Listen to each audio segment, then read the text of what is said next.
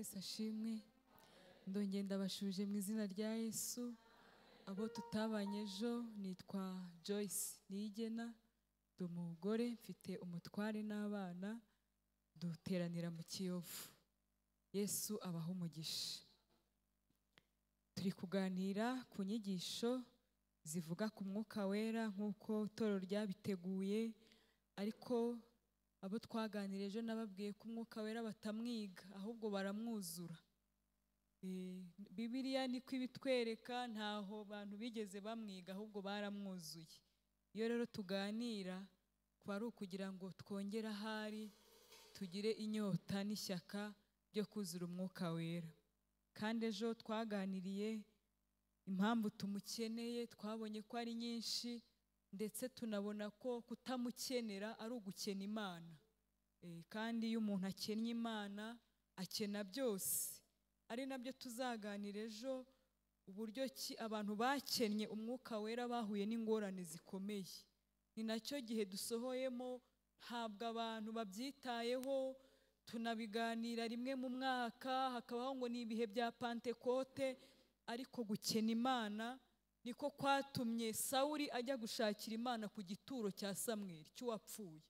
Kuko ubundi Umwuka yari asanzwe amusura, akamubwira ati tera uzanesha, bigire gutya bizakunda, ariko akimara gutuma Umwuka agenda asigara ashakira Imana ku gituro cy'uwapfuye.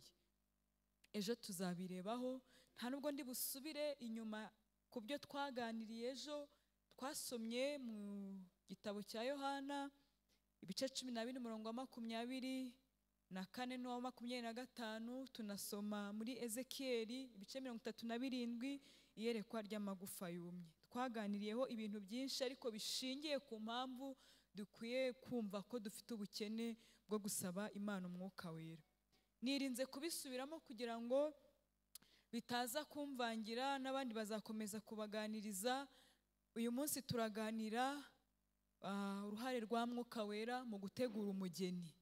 Ngira ngo nayo nabibasezeranyije ko uyu munsi Mwuka naza kubimfashamo ari byo turi buze kuganira. Turasoma mu gitabo cya Esiteri. Turasoma mu gitabo cya Esiteri igice cya 2 ku murongo w'8 aba ariho mpera.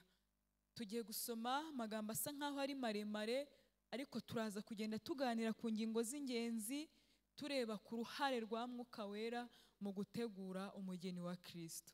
Abageni ba Kristo, haleluya, Imana ishimwe. Esiteri ibice 2 umurongo w'8.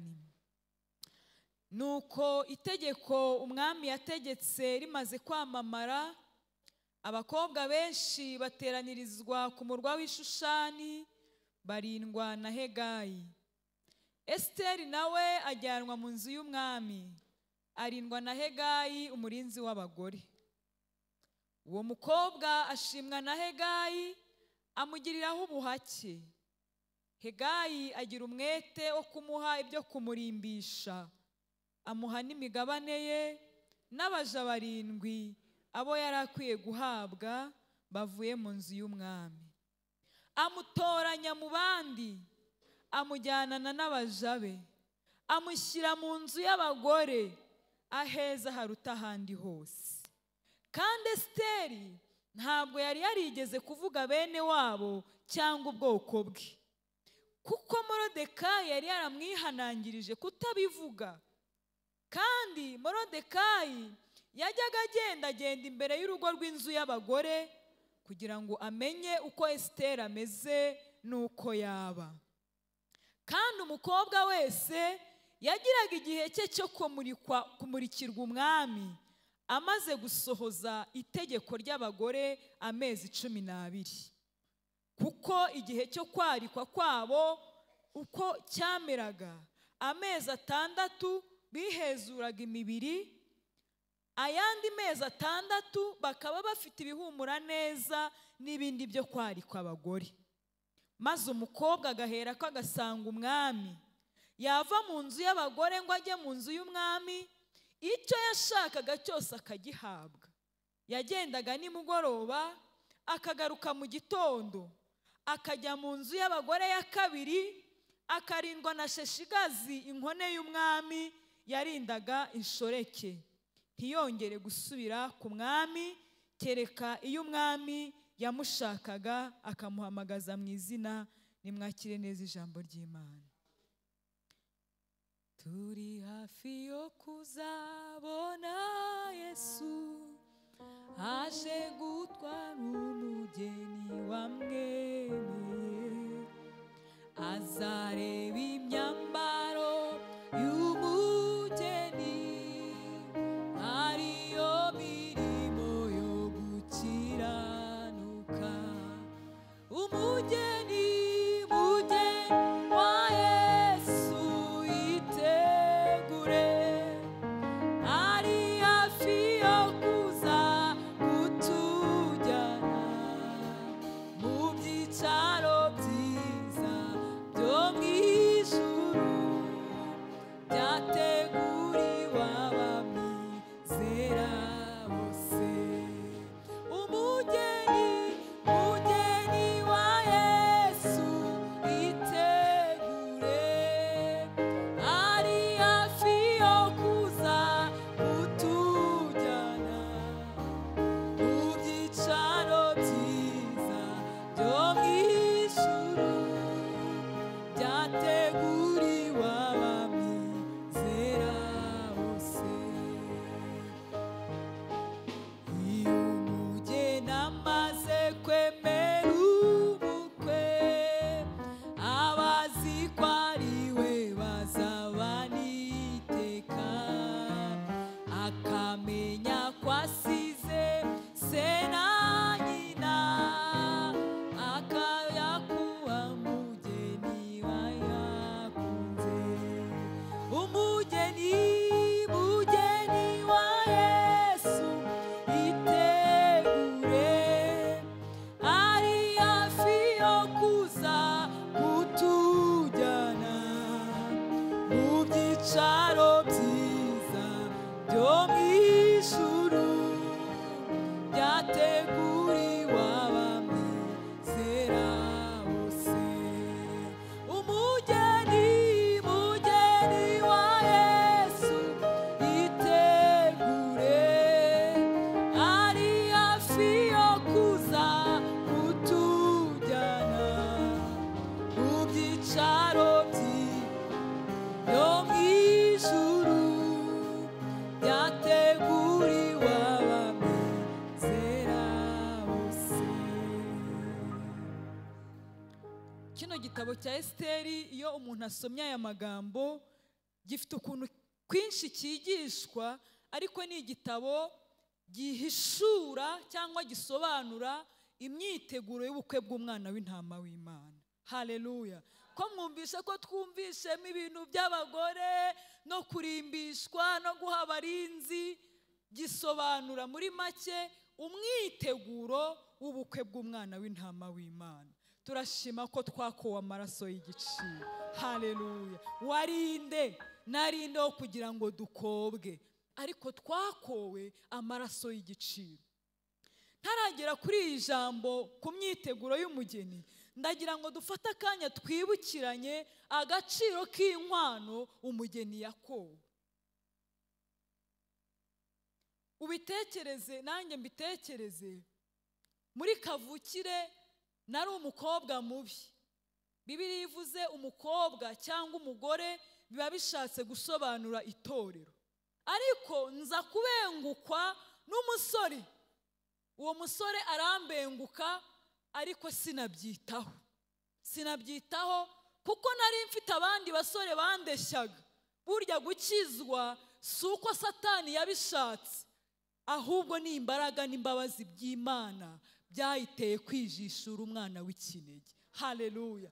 Kuko nari mfite abasore benshi bambengukaga, bituma nduhanya n'umusore wankunze, ariko akomeza kuntereta, akomeza kunshakisha. Ngewe ntabyitayeho, nkibona yuko abandi basore ari beza, ariko we aransanga. Niko muri Ezekiyeli handitse, havuze kuri uwo mukobwa, haravuga ngo kavukire ye ngo yari uwo mu gihugu cy'i Kanani, se yari umwamori, ngo nyina ari umuhetikazi, ngo mu ivuka rye nubwo yiyemeraga, nubwo niyemeraga numva ntabyitayeho, mu ivuka rye ngo ntabwo yigeze abona umuntu umutwikira ngo ashire imbeho, ngo nyina yaramubyaye amuta hanze ngo ntiyamugirira imbabazi, yemwe ngo n'umukungwe we ntiwashariwe, ngo nta n'uwamujabuye utuzi ngo abonere, ariko wa fiyanse wankunze ngo anyuzeho, ngo asanga ndi kwigaragura muri rya vata, ngo arambwira ngo nubwo usutyo ngo ariko uyu munsi nubeho. Haleluya, Imana ishimwe. Arambenguka, arankunda. Yeremiya niwe wabihishuriwe, aravuga ngo Uwiteka yambonekeye kera, ngo arambwira ngo nukuri nagukunze urukundo rukomeye, ngo nicyo cyatumye ngukuruza ineza yanjye ndakwiyegereza. Abantu Uwiteka yakuruje ineza ya tumuhereza icyubahiro. Muririmbyi niko yaririmbye, aravuga ngo nabonye umukunzi mwiza, ngo wankunze ntamuzi, ngo yamfatishije umugozi, ngo ari rwo rukundo rwe, ngo nanjye izo ngoyize ngo nizo zanteye kuba imbata. Yesu tumukomere amashyi, yarakoze kudukunda. Imana ishimwe. Ngo nkunyuzeho, ngo nsanga wigaragura mu ivata ryawe, ngo ariko ndavuga ngo nubwo wishwe n'ibyaha, nubwo ubusambanyi bwakwishe, nubwo uri umugome, kubw'akavukire nuko twari tumeze, ariko urukundo ruramusaga, aravuga ngo uyu munsi nubeho. Turashima isoko y'amaraso ibeshaho, twahereye ku musaraba i Gologota. Imana ishimwe. Arankunda, abona ko bidahagije, apanga gahunda yo kuza kunywa. Haleluya. No mu isi niko bigenda, umusore aragukunda, kavuga ati uyu mukobwa nkwiye gutanga ikiguzi icyo ari cyo cyose kugira ngo mbe nakimurwanira n'abandi basore. Haleluya. Apanga kunywa, ariko kubera ko umusore baturwaniraga nawe atari yoroshye, Yesu yaje kunshaka, ariko na Satani ashaka, kuko yankoreshaga agahato, ibihembo bye byari bibi, akandaza nkanuye mukorera ariko ntacyo ampemba, bituma yanga kundekura ngo njye ngukorera umwami uhemba neza. Ibihembo bye ni amahoro, abambwiringiraga kuva kera ngo babayeho mu mahoro. Yesu ni mwiza. Satani arabyanga, ariko ngo se ngo data mwakomeza kumubwira ati ihangane ugende. Biriya ni ibyirato byawe, kwa kundi umupapa abwira umusore ati kuraje mwana wanjye, data ngo aramubwira ngo ihangane ugende. Aremera, aravuga ati nzaza, ntanga umubiri ntange n'amaraso, kuko yari inkwano Satani atashoboraga kubona. Yesu yemera kumena amaraso, yemera no gutanga umubiri. Satani mubera inshoberamahanga, guhera uwo munsi insinzi birabonetse. Imana ishimwe cyane. Atangira imyiteguro y'ubukwe, ngo aratangira ngo ajya muri gahunda, ariko Bibiri tubwira ko mu nama z'ubukwe ngo yari afite abasore bagendanaga, ngo ariko bakazajya basinzira. Kwaba urukwe bukomeye kandi buri mu mubabaro, ngo yaba ari mu nama z'ubukwe. Mwibuke ko yababajije ngo mbese munaniwe kubana nanjye maso gatoya. Uzi ko uri mu nama y'ubukwe ukabona abo muri kumwe barasinziriye, kugeza igihe ngo yageze aho yumva agiye gusubira inyuma, ariko ngo samwongeramo imbaraga. Mwarabisomye ngo samwongeramo imbaraga, ngo aramubwira ngo kuraje, nibyo byirato byawe, ririya torero rizatuma wicara iburyo bwanjye. Ngo agira kuraje. Umunsi wo gukwa njya nibaza, nyibuka njyewe ubukwe bwanjye bwabaye ari abasore bareshya bashoreranye. Iwacu twatetse, iwacu bakundaga ubukwe, batetse, ariko umwami wanjye yaje kunywa, nta kirori cyabaye. ngo yaje akubitwa yambaye ubusa. Burya karya kabindo bashyiraho n'ukubahiriza uburenganzira bwa muntu, yaje yambaye ubusa. Nta basore bamushoreye, abagariso be bari ibisambo bimukikije bigenda bimunyega ati wowe wakwikijije kuri Imana. Nuko ubukwe bwe bwari bumeze, ariko mu mibabaro ye niho navukiye, mu nguma ze niho nakorewe. Turashima umwami Yesu ko yadukoye inkwano y'igiciro, akamena amaraso ku musaraba kugira ngo mpinduke ibyirato. Niyo mpamvu umuririmbyi yaririmbye akavuga ngo ntabwo amaraso ya Yesu azigera ashira imbaraga, kuko twakowe amagara, twakowe amaraso, twakowe imibabaro, biragatsindwa guherwa imibyimba ya Yesu kuyipfusha ubusa. Nimumumpera amashyi, yarakoze kudukiza, yarakoze kudukunda, yarakoze kuza ntacyo yisize akemera imibabaro kugira ngo tubashe gukira. Imana ishimwe. Ayo maraso ahinduka igihango gikomeye Kristo yagiranye n'itorero. Kuri Pasika nabwirije Pasika nk'igihango. Ubundi mu Banyarwanda habamo ibintu by'ibihango byo kugabirana inka, ibyo kunywana. Rero nigishije igihango cy'amaraso ya Yesu nkigereranya n'igihango cy'Abanyarwanda bagiraga cyitwa icyo kunywana, kuko nacyo cyatangwaga ari uko hamenetse amaraso. Icyo gihango ngo cyari igihango nshimangira bumwe n'urukundo n'ubudahemuka by'Abanyarwanda.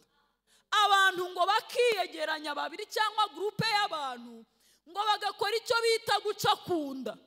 Rwari ururasago bacaga ngo bakamwana, bakanyunyuzanya amaraso, kandi ngo kabikora babitongeraho amagambo.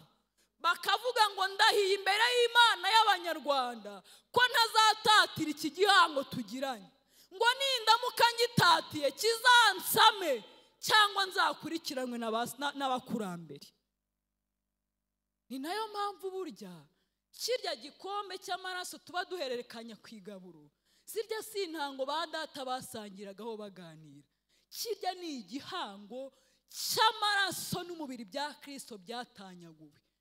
Ariyo mpamvu bajya batwigisha ngo nicyo gituma umuntu adakwiye gupfa kurya no kunywa, ngo kuko ubikoze atabyitayeho ngo abakoze icyaha cyo gucumura k'umubiri n'amaraso, abakoze icyaha cyo gushinyagurira umubiri w'umwami Yesu. Kandi twararahiye ngo ningitatira kizansame. Ariyo mpamvu umuntu ashobora kudapfa ngo tumushyingure, ariko akaba mu murimo yarapfuye impagazi, kuko yatatiye igihango yarahiye. Yesu ashimwe. Ntukihutire gusezera kubw'indahiro warahiriye umwami wawe. Burya iyo turya tunywa ku gikombe tuba tuzirikana indahiro n'igihango cy'amaraso twagiranye na Kristo Yesu. Aravuga ngo kizansame ngo cyangwa nkurikiranwe n'abakurambere. Bibiri ikavuga ngo niyo mpamvu n'abatarapfuye batengwa ngo batewe no kurwaragurika, ngo bamwe ngo bararwaragura. Kurwaragura si malariya cyangwa sima, ni indwara zo mu mwuka. Bandongeye, n'ejo narongeye, mu kanya ndongeye. Bagiye baterwa n'uburwayi, kurwaragura indwara z'umwuka zibaho zidakira, ariko biragatsindwa gutatira igihango twagiranye na Yesu. Haleluya, haleluya. Imana ishimwe. Umugeni nuko yakowe. Ni nayo mpamvu Imana ikurikirana inkwano cyane. Imana ikurikirana inkwano. Ni nacyo nababwiye, ndababwira ngo niyo mpamvu mujya kubona mukabona abageni bamwe na bamwe amatariki y'ubukwe arahindutse, kuko iyo umukwe yakoye ariko akabona yuko umugeni asigaye areshwa n'abasore benshi, hari igihe avuga ngo mpinduye itariki y'ubukwe. Mwarabibonye? Akavuga ati ubukwe bwanjye bwari buri mu kwa gatanu, ariko kubera yuko mbona ko umugeni afite abasore bari kumureshya, akababwira ati databu mpinduye ubukwe si bukiri mu kwa gatanu, mbuzanye mu kwa kabiri. Twe tugasigara tuvuga ati ayiwe, n'ibintu byose byose Imana yari yaravuze. Kumva Umwuka Wera yatanze ripoti, aravuga ati umugeni ndabona abasore benshi bari kumusifura, cyo mujyana imbere y'igihe atazavaho atesha agaciro inkwano. Yesu ashimwe. Amatariki y'uko arahinduka, muzagenda munabibona, kuko Imana ifuhiye umugeni cyane ku rwego itazemera ko inkwano ye iteshwa agaciro. N'itariki y'ubukwe yahinduka, ariko inkwano ya Kristo ikagira agaciro. Shaka iminsi myiza no kurama, nimwige kwitondera igihango mwagiranye n'Imana. Ni ijambo ry'Imana ribivuga. Hano muri Esiteri havuze ngo itegeko ry'umwami yategetse rimaze kwamamara. Matayo 28 niryo tegeko rikuru Kristo yatanze, ngo nitugende tubwiriza abantu ubutumwa bwiza buhindura. Iryo tegeko rero ry'ubutumwa bwiza dore rimaze kwamamara. Ku ma YouTube ryaramamaye, mu nsengero riramamara, n'ubu uyu munsi wacu nabo bari gusenga.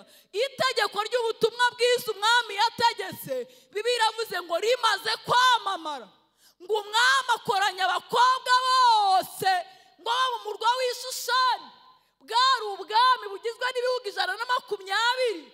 Aravuga ngo nimunkoranirize abakobwa bose bateranyirize hamwe, kuko nshaka kurobanura uzambera umwamikazi. Ninza kuvuga abakobwa cyangwa abagore, muze kumva umugeni, muze kumva itorero. Haleluya. Umwami ngo amaze kubona ku itegeko ry'ubutumwa bwiza ryamamaye, nta muntu utarumvise.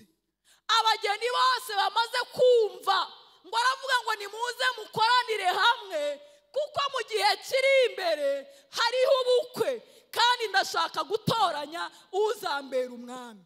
Abakobwa bose ngo barakorana, ngo barindwa n'umuntu witwa Hegayi, ngo umurinzi w'inzu y'abagore. Iyo tuvuze abagore n'itorero, umurinzi w'abagore ni Umwuka Wera. Haleluya. Uwo Hegayi ngo niwe warindaga abo bagore. Yesu ashimwe. Ngo ariko muri abo bagore nubwo bari benshi cyane, ndakwifuriza kubengukwa na Mwuka Wera. Haleluya. Ngo aramubenguka, ngo amaze kumubenguka, ngo amugiriraho ubuhake, ngo amujyana mu nzu y'abagore aheza harutaga ahandi. Nyamara mu itorero niho hantu hari hakwiye kukubera heza. Abantu benshi bari gusohoka bakagenda, abantu benshi barabihiwe, n'ubu hari abaryamye duteranye, ariko Umwuka Wera ngo abona nta handi hantu umugeni akwiye kurindirwa ngo uretse mu itorero. Burya nta handi wari ukwiye kubungabungirwa. Iyo uje muri bene so uracyaburwa, iyo uje muri bene so uracyahwa. Ngo Umwuka Wera abona ko mu rusengero cyangwa se mu itorero ry'Imana ariho hantu umugeni yari akwiye kurindirwa. Haleluya. Imana ishimwe cyane. Ngo amurindira ngo mu nzu y'abagore, ngo agira umwete ngo wo kumuha ibyo kumurimbisha byose.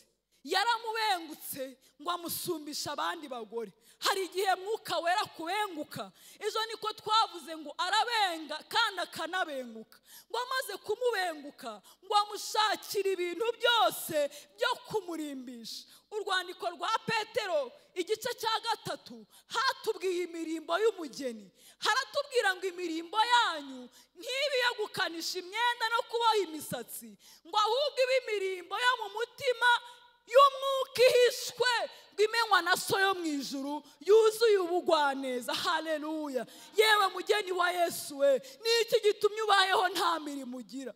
Imirimo yanyu ntibe inifomu zihenze, imirimo yanyu ntibe ibitenge bihenze. Mwuka Wera nagusange agushoboze kugira imirimo. Haleluya. Kuko twabonye ko imirimo ari izagenda iherekeje umugeni. Niko ijambo ry'Imana rivuga ngo hahirwa abantu bapfa bapfiriye mu mwami, ngo umwuka avuge ngo iye, ngo baruhuke imiruho, ngo kandi imirimo yabo igenda ibaherekeje. Haleluya!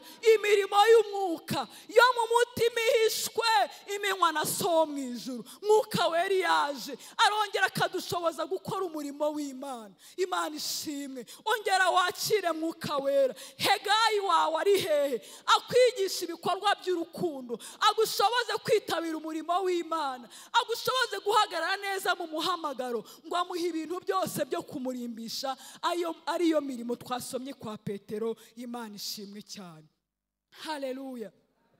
Ngo amaze kumuha ibyo kumurimbisha byose, twasomye ngo amuha imigabane ye, ngo amuha n'abaja 7 ngo bavuye ku mwami, abo yari akwiye guhabwa bose.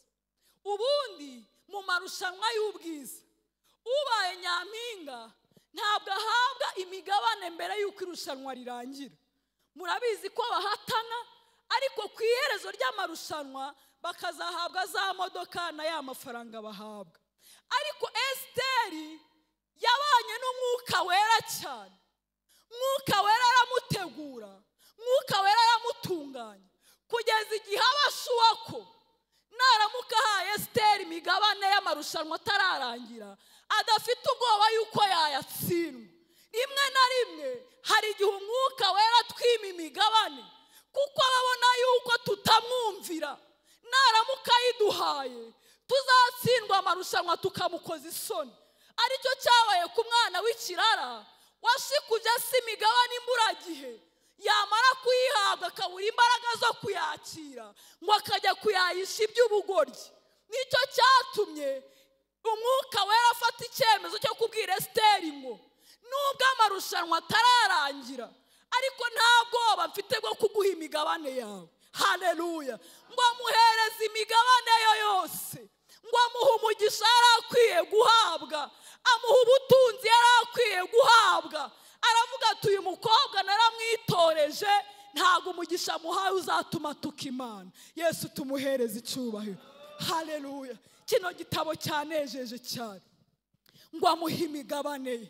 Iyo tubaye inshuti na mwuka wera, mwuka wera agenda aduha ku migabane, kandi imigabane aduha aba ari abizi neza ko atari imigabane izatuma dutuka Imana.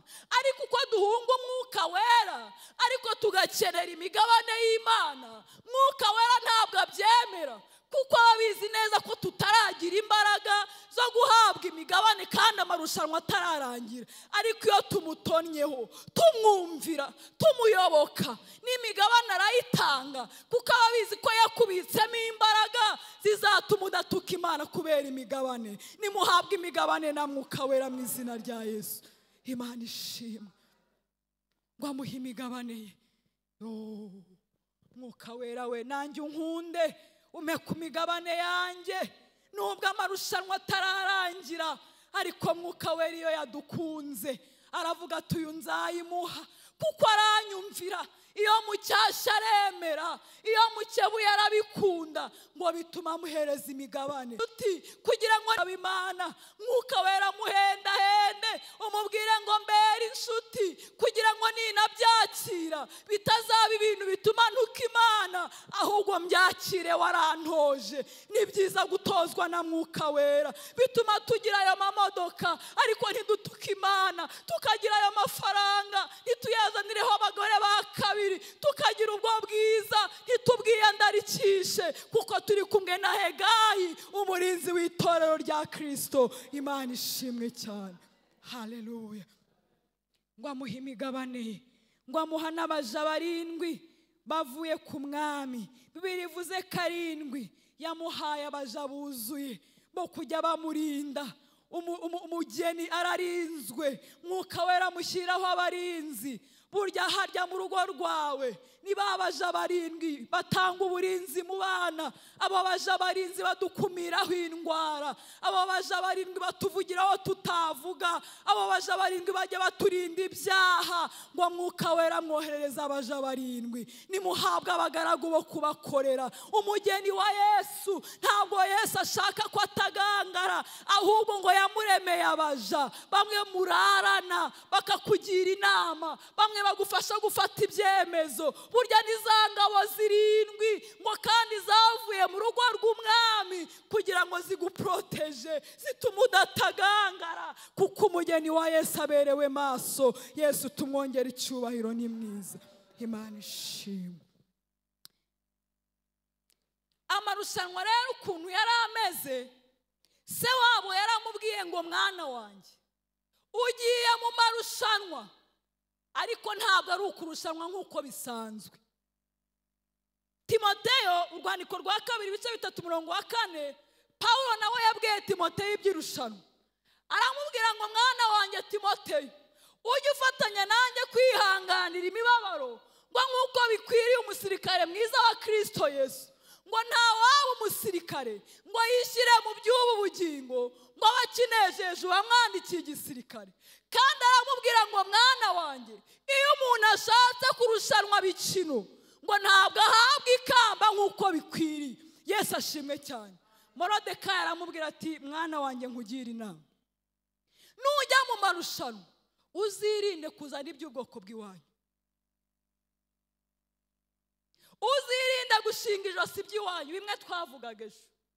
Aramubwira tuzarinda ibanga ry'agakiza, amarushanwa y'ubwiza ugiyemo kugira ngo uyatsinde, uzirinde kuzana iby'ubwoko bw'iwanyu.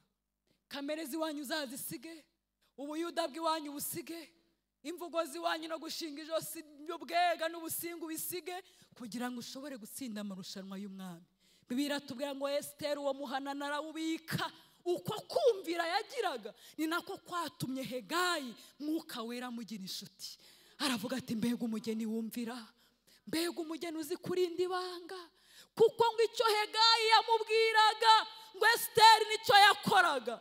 Ngo nta n'ikintu na kimwe ngo Esiteri yasabagaho mu nzu y'abagore, ngo cyari cyo Hegayi yamureberaga ngo akabona ko ari cyo Esiteri akeneye. Mwuka Wera niwe utumenyera ibyo dukeneye. Ngo Morodekayi aramubwira tuzirinde kujabirira, ngo ujye ujya hirya no hino ngo urebe uko abandi bakobwa bitwaye. Aramubwira ati wowe uzarinda ibanga ry'iwanyu, uceceke, bizatuma utambuka imbere y'umwami.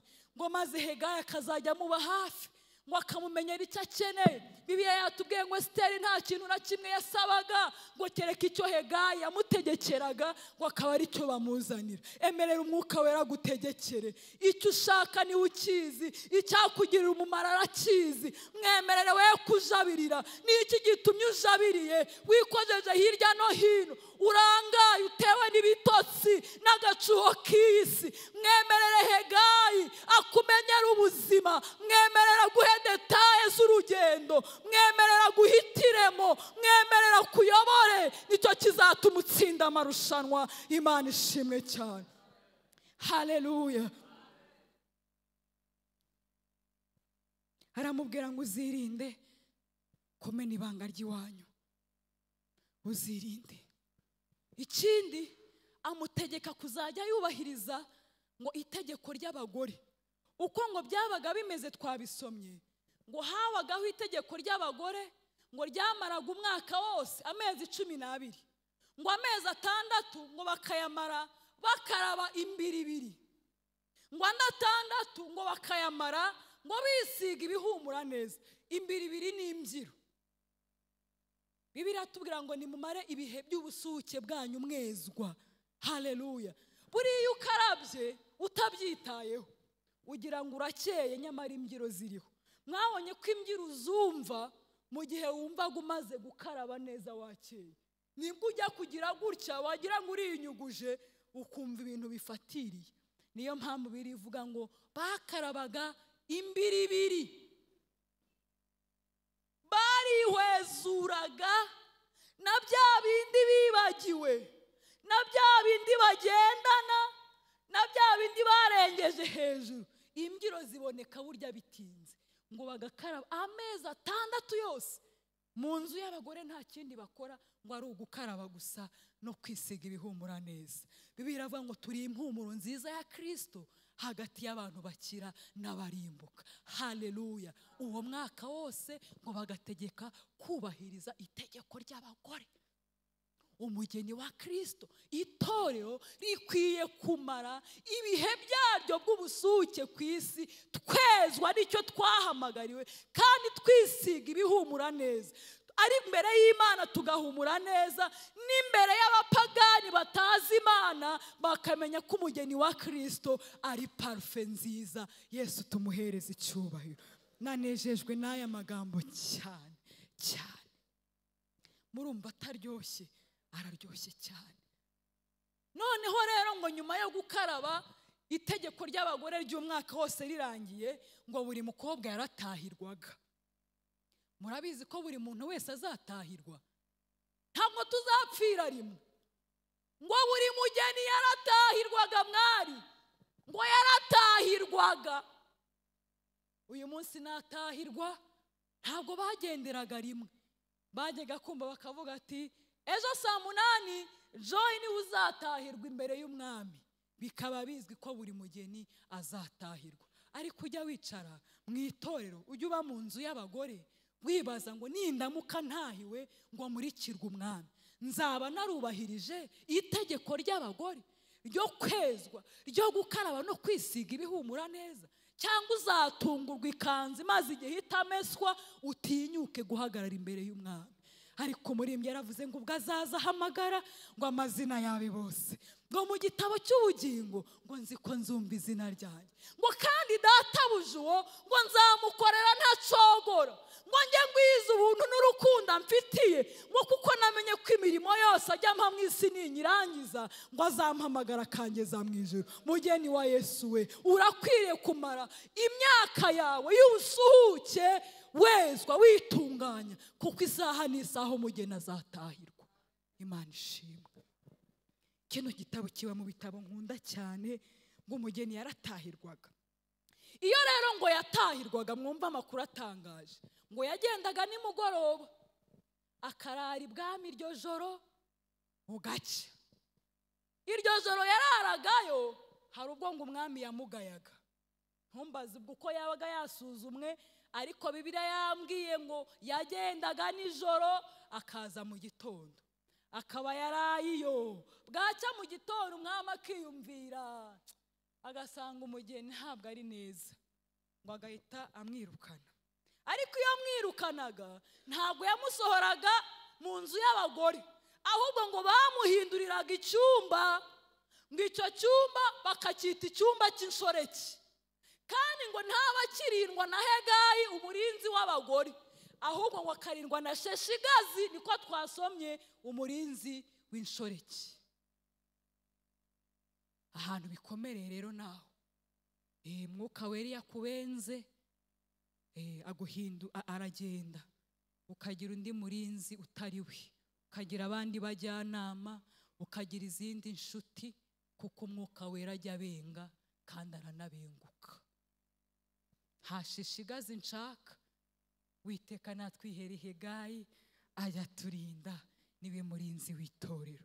Naho umurinzi w'inshoreke, urumva nta nakeya, inshoreke nta keya igira, inshoreke nta jambo ibifite, inshoreke nta mabanga imenya. Umwami aravuga ati nubwo waraye iwanjye ariko nakugaye, nubwo wabaye mu murimo wanjye ariko narakugaye, nubwo n'igaburo rigera ariko narakugaye, none genda nguhinduriye icyumba, genda nguhaye n'undi murinzi w'inshoreke.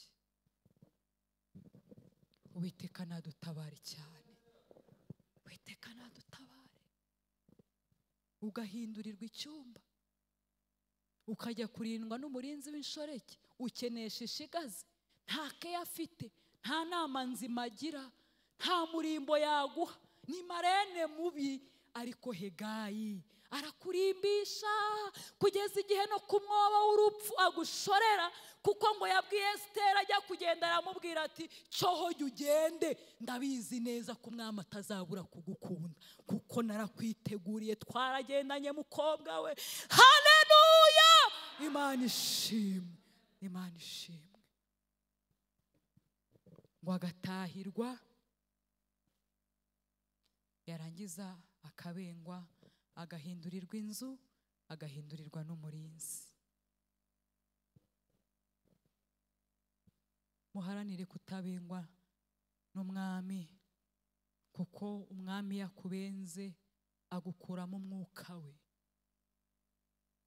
akagutenga, ukaba muri korari utenze, ukaba mu byumba utenze, wibera mu yindi shamburete y'inshoreke y'abantu babenzwe n'umwuka, y'abantu Imana yabenze, y'abantu Imana yadegaraze, y'abantu Imana yanyaze, ukiberaho ugatura kure y'amakuru y'umwuka wera, ugatura kure y'ibihe byiza, ibintu by'Imana bikagukamana kandi ntaho wabikura. Inzu wimukiyemo nta cyiza kibamo, kwashishigazi.